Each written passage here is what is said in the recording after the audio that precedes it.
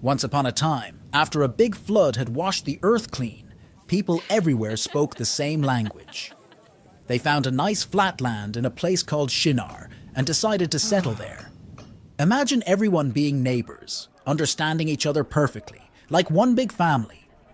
One day, the people had a big idea. Let's build a city with a tower that reaches up to the sky. It'll be so tall it'll touch the clouds, they said, excited to start. They used bricks instead of stones and sticky tar for glue.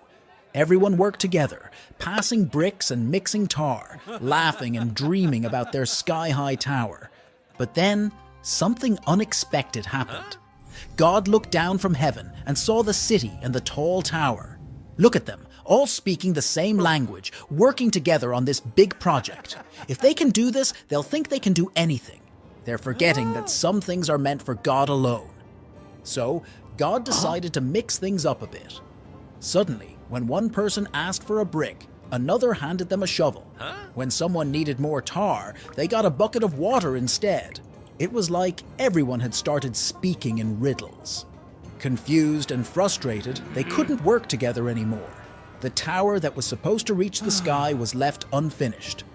Because they couldn't understand each other, people started to drift apart, forming smaller groups with those they could communicate with. These groups traveled far and wide, finding new places to live. The big family was scattered across the earth, each group speaking its own new language.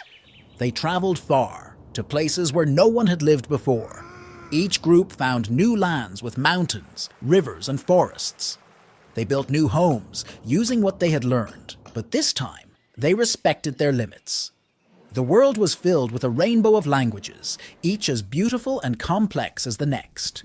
In these new lands, people's lives took on new colors and shapes. They dressed in different clothes, sang different songs, and told different stories under the stars. Children grew up learning how to say hello and I love you in their own special language. They learned from the land and the animals, and they celebrated the seasons in their own ways. In the end, the story of the Tower of Babel shows us that it's important to remember we're not all powerful and that God has plans we might not understand.